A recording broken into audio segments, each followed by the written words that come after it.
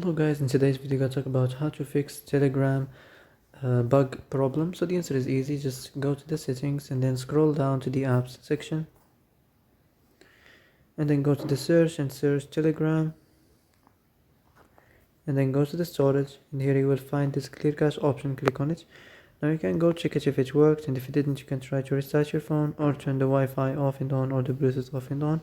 Also you can try to clear data, but be careful. If you clear data, all the Telegram's data will be deleted. This includes all files, the settings, the accounts, the databases, etc. and also the messages and the chats and the media. So be careful if you want to clear your data. So that's it for today's video. I hope this is the answer you've been looking for. If you like this video, don't forget to like and subscribe, and see you in the next video.